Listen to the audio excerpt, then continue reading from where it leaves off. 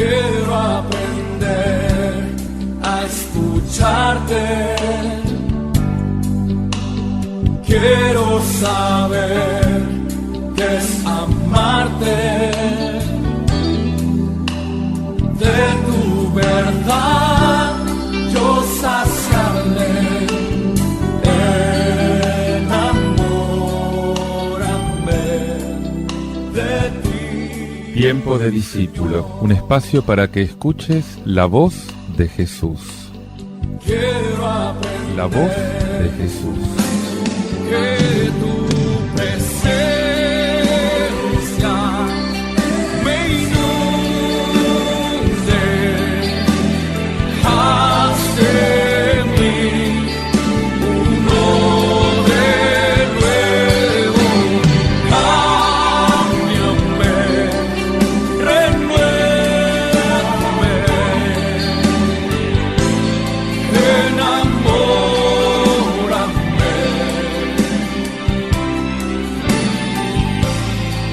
Enamórame de ti, Señor. Paz y bien, te habla Fray Alejandro. De nuevo contigo en este remanso de espiritualidad que el Señor nos regala para poder entrar en el misterio de su palabra.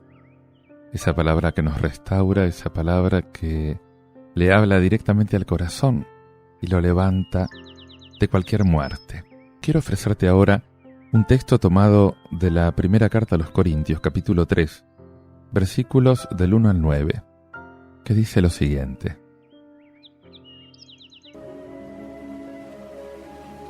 Hermanos, yo no pude hablarles a ustedes como a hombres espirituales, sino como a hombres carnales, como a quienes todavía son niños en Cristo.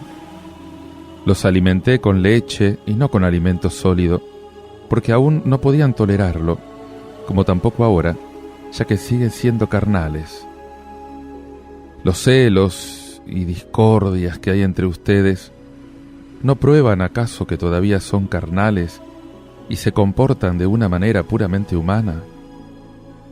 Cuando uno dice yo soy de Pablo y el otro yo soy de Apolo, ¿acaso no están procediendo como lo haría cualquier hombre? Después de todo, ¿quién es Apolo? ¿Quién es Pablo? Simples servidores por medio de los cuales ustedes han creído, y cada uno de ellos lo es según lo que ha recibido del Señor. Yo planté y Apolo regó, pero el que ha hecho crecer es Dios. Ni el que planta ni el que riega valen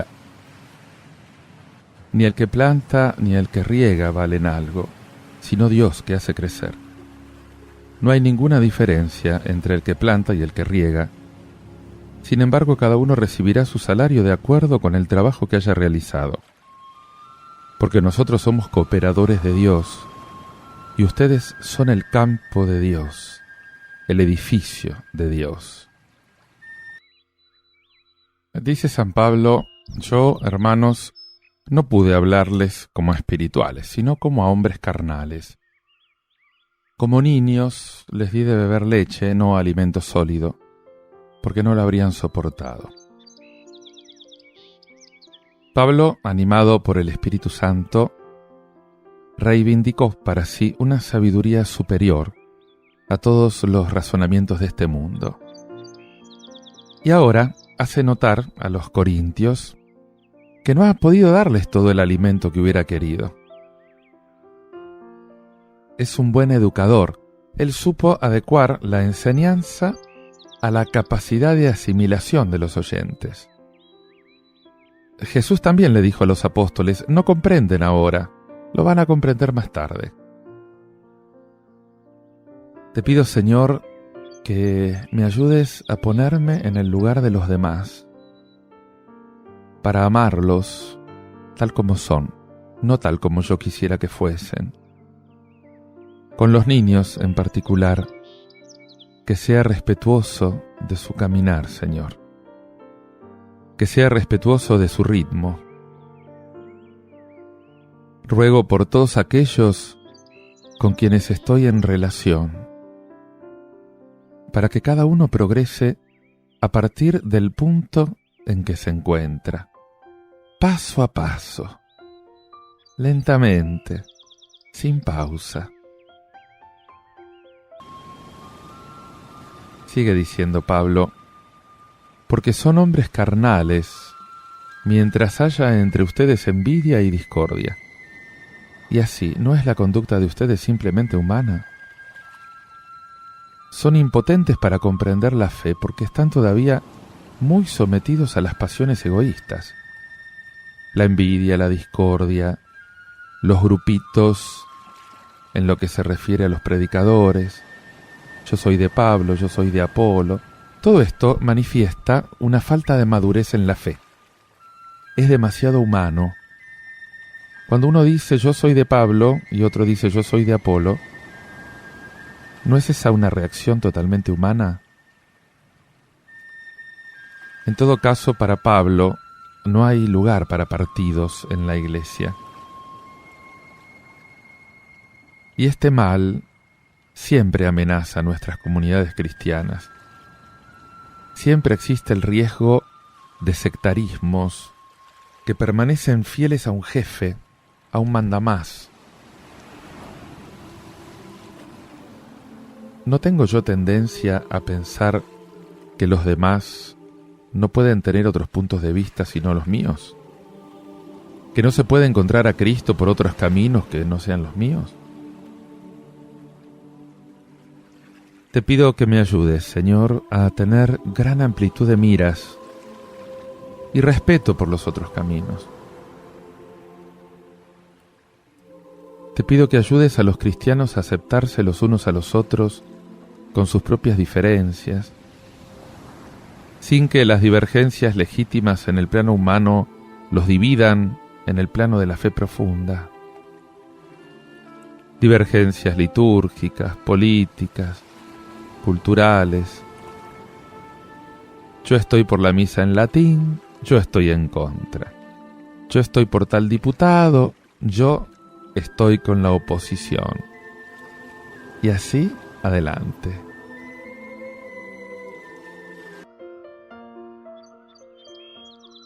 ¿Qué es Apolo?, dice Pablo. ¿Qué es Pablo? Servidores que les han transmitido la fe, y cada uno según lo que Dios le dio. Apolo debió ser seguramente un orador más brillante que Pablo. Y por eso dice, yo planté, Apolo regó, pero fue Dios el que dio el crecimiento. Las cualidades de los predicadores no son inútiles, pero nunca son más que un instrumento en las manos de Dios. Somos los colaboradores de Dios y ustedes son el campo que Él cultiva, dice. Y acá podemos adivinar esa idea tan importante de colegialidad. Los compañeros de apostolado forman un solo equipo apostólico, en el cual los carismas de cada uno cooperan a la obra común, que es la obra de Dios. Y en esta perspectiva, las concurrencias, las rivalidades, los clanes sectarios, francamente, son ridículos. El Señor nos llama a ser colaboradores de Dios. Lleva a la oración esta hermosa fórmula y pedile al Señor que te revele toda su profundidad. Te invito a que ores y medites todo esto escuchando este tema musical de Fanny González. Vengo a darte adoración.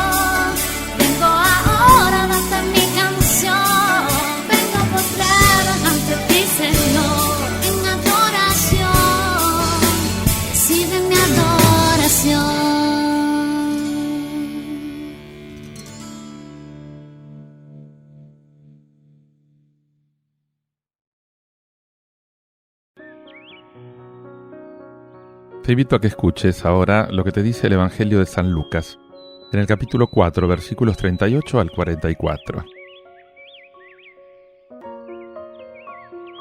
Al salir de la sinagoga, Jesús entró en la casa de Simón. La suegra de Simón tenía mucha fiebre y le pidieron que hiciera algo por ella. Inclinándose sobre ella, Jesús increpó a la fiebre y ésta desapareció. Enseguida ella se levantó y se puso a servirlos. Al atardecer, todos los que tenían enfermos afectados de diversas dolencias se los llevaron, y él, imponiendo las manos sobre cada uno de ellos, los sanaba. De muchos salían demonios, gritando: «Tú eres el Hijo de Dios». Pero él los increpaba y no los dejaba hablar, porque ellos sabían que era el Mesías. Cuando amaneció, Jesús salió y se fue a un lugar desierto. La multitud comenzó a buscarlo, y cuando lo encontraron querían retenerlo para que no se alejara de ellos. Pero él les dijo: «También a las otras ciudades debo anunciar la buena noticia del reino de Dios, porque para eso he sido enviado». Y predicaba en las sinagogas de toda Judea. En la línea narrativa del Evangelio de Lucas, que acá sigue fielmente a Marcos 1:29, podemos encontrar tres secciones. Primero, la curación de la suegra de Pedro. Segundo, la sanación de numerosos enfermos. Y tercero, la actividad itinerante de Jesús. En esas sanaciones abundantes que refiere este pasaje, se realiza justamente el programa mesiánico de liberación confiado a Jesús. Él es el ungido del Espíritu. Antes lo había expuesto él mismo en la sinagoga de Nazaret: «El Espíritu del Señor está sobre mí». Muchas de las lecturas evangélicas a lo largo del año litúrgico se refieren a hechos milagrosos, como los que tiene este pasaje que acabas de escuchar.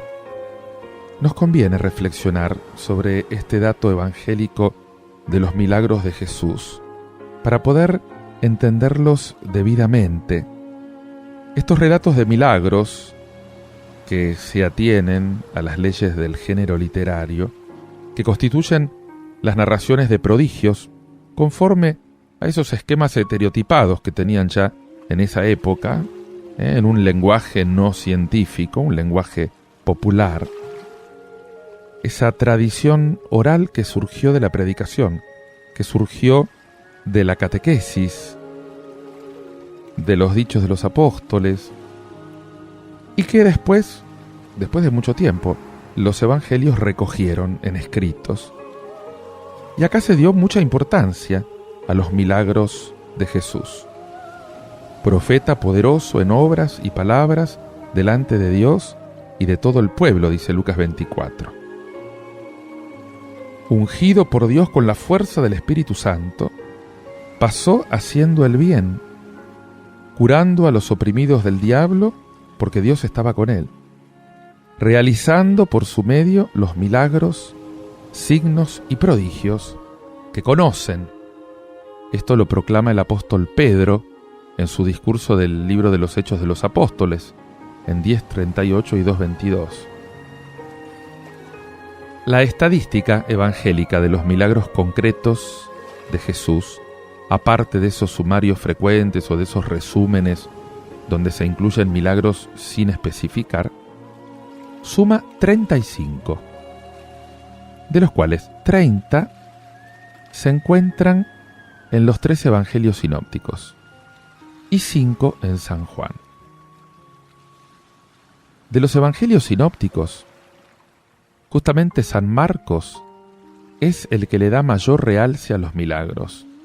Él menciona 20 y los va intercalando funcionalmente como si fuera una ilustración de la enseñanza de Jesús. La mayor parte de los milagros son curaciones de enfermos y de endemoniados. Y también hay 3 resurrecciones de muertos. El hijo de la viuda de Naín, Lázaro y la hija de Jairo. Y también tenemos algunos portentos sobre la naturaleza, como por ejemplo la tempestad calmada, la pesca milagrosa, el agua convertida en vino o las multiplicaciones de los panes. Hacer milagros no fue algo exclusivo de Jesús.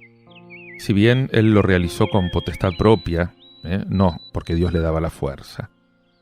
Pero también los apóstoles hicieron prodigios en las misiones que les confió el Maestro, sobre todo después de Pentecostés.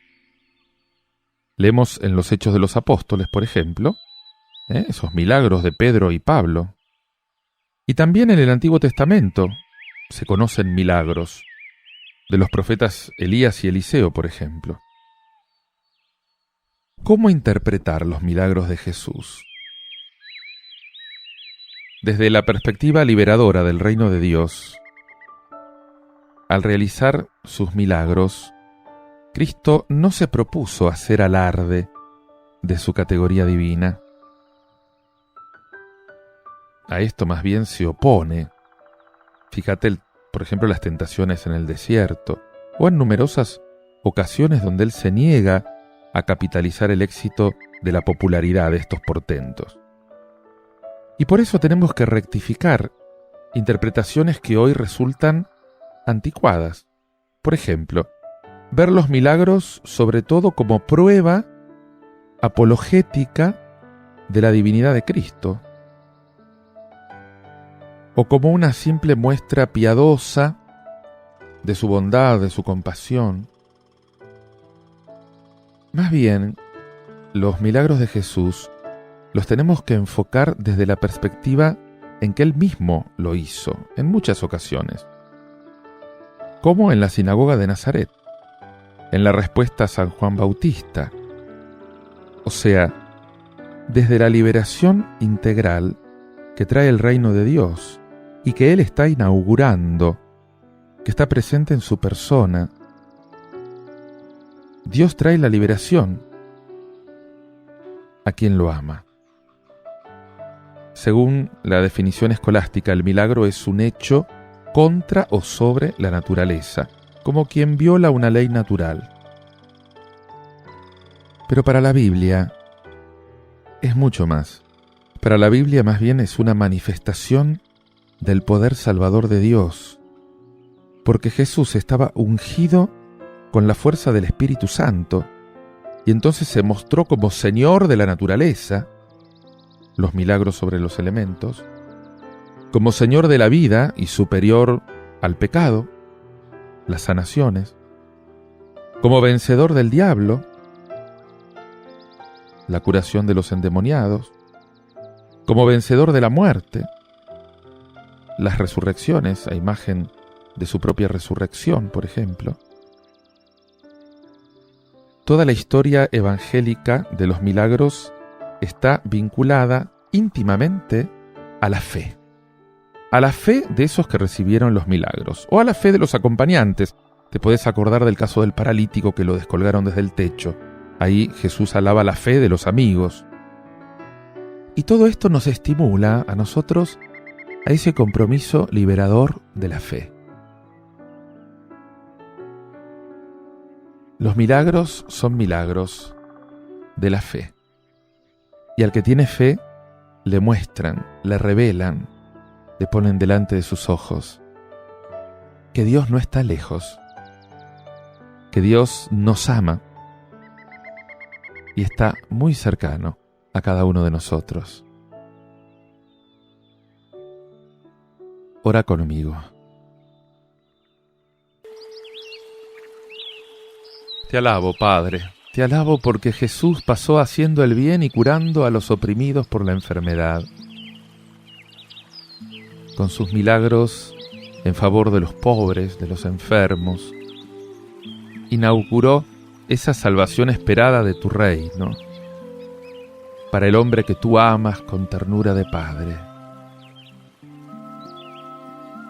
Su ejemplo nos estimula al compromiso cristiano en favor de la liberación de los más abandonados.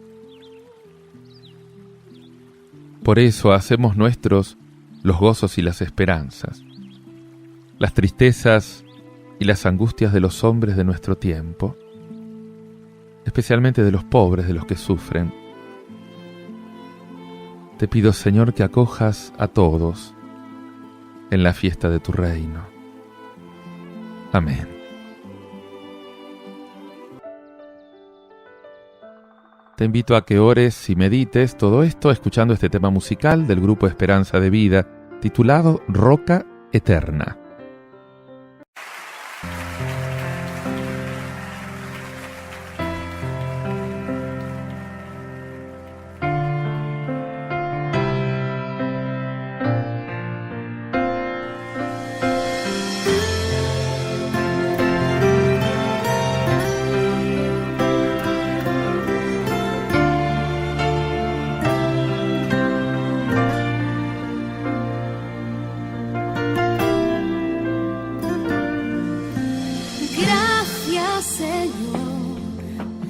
Gracias, Señor, por tu obra en mí. Gracias, Señor, por tu amor, por entregarte y darme tu perdón. Postrado ante tu altar,